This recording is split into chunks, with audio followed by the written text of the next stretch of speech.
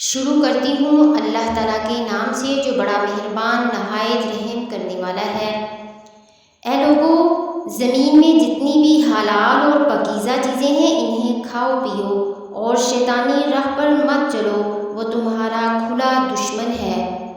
وہ تمہیں صرف برائی اور بے حیائی کا اور اللہ تعالیٰ پر ان باتوں کے کہنے کا حکم دیتا ہے جن کا تمہیں علم نہیں، اور ان سے جب کبھی کہا جاتا ہے کہ اللہ تعالیٰ کی اتاری ہوئی کتاب کی تابعداری کرو تو جواب دیتے ہیں کہ ہم تو اس طریقے کی پیروی کریں گے جس پر ہم نے اپنے باپ دادوں کو پایا، گو ان کے باپ دادا بے عقل اور گمراہ راہوں پر تھے۔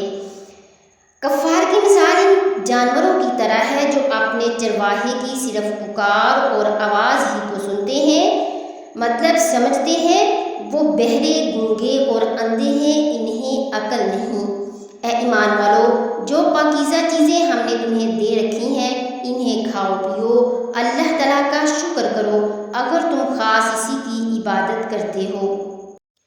تم پر مردہ اور بہا ہوا خون اور سور کا گوشت اور ہر وہ چیز جس پر اللہ کے سوا دوسروں کا نام پکارا گیا ہو حرام ہے۔ پھر جو مجبور ہو جائے اور وہ حد سے بڑھنے والا اور زیادتی کرنے والا نہ ہو، اس پر ان کے کھانے میں کوئی گناہ نہیں، اللہ تعالیٰ بخشش کرنے والا مہربان ہے۔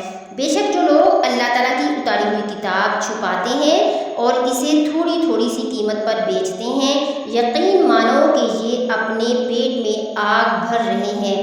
قیامت کے دن اللہ تعالیٰ ان سے بات بھی نہ کرے گا، نہ انہیں پاک کرے گا، بلکہ ان کے لیے دردناک عذاب ہے۔ یہ وہ لوگ ہیں جنہوں نے گمراہی کو ہدایت کے بدلے اور عذاب کو مغفرت کے بدلے خرید لیا ہے۔ یہ لوگ آگ کا عذاب کتنا برداشت کرنے والے ہیں۔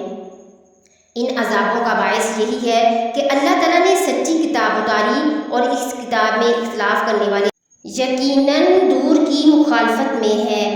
ساری اچھائی مشرق اور مغرب کی طرف منہ کرنے میں ہی نہیں بلکہ حقیقتاً اچھا وہ شخص ہے جو اللہ تعالیٰ پر، قیامت کے دن پر، فرشتوں پر، کتاب اللہ اور نبیوں پر ایمان رکھنے والا ہو، جو مال سے محبت کرنے کے باوجود قرابت داروں، یتیموں، مسکینوں، مسافروں اور سوال کرنے والوں کو دے، غلاموں کو آزاد کرے، نماز کی پابندی اور زکوٰۃ کی ادائیگی کرے، جب وعدہ کرے تب اسے پورا کرے، تنگ دستی، دکھ درد اور لڑائی کے وقت صبر کرے، یہی سچے لوگ ہیں اور یہی پرہیزگار ہیں۔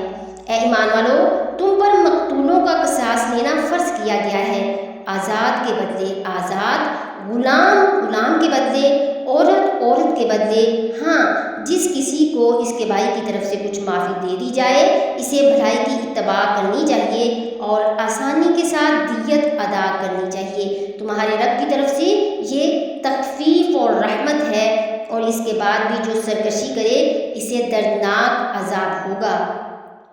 عقل مندو، قصاص میں تمہارے لیے زندگی ہے، اس باعث کہ تم قتل نہ حق سے رکو۔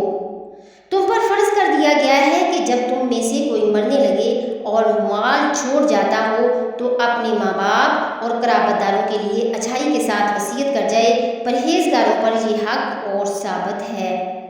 اب جو شخص اسے سننے کے بعد بدل دے اس کا گناہ بدلنے والے پر ہی ہوگا، واقعی اللہ تعالیٰ سننے والا اور جاننے والا ہے۔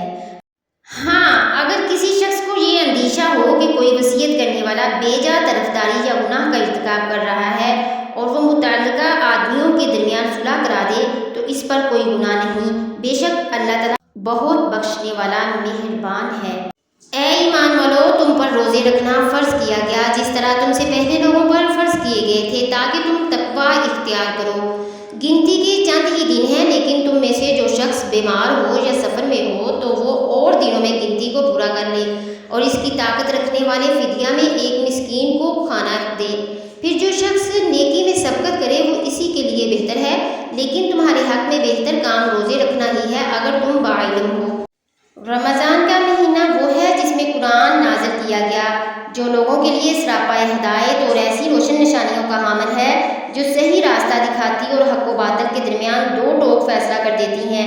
لہٰذا تم میں سے جو شخص بھی یہ مہینہ پائے وہ اس میں ضرور روزہ رکھے، اور اگر کوئی شخص بیمار ہو یا سفر پر ہو تو وہ دوسرے دنوں میں اتنی ہی تعداد پوری کر لے۔ اللہ تمہارے ساتھ آسانی کا معاملہ کرنا چاہتا ہے اور تمہارے لیے مشکل پیدا کرنا نہیں چاہتا تاکہ تم روزوں کی گنتی پوری کر لو، اور اللہ نے تمہیں جو راہ دکھائی اس پر اللہ کی تکبیر کہو اور تاکہ تم شکر گزار بنو۔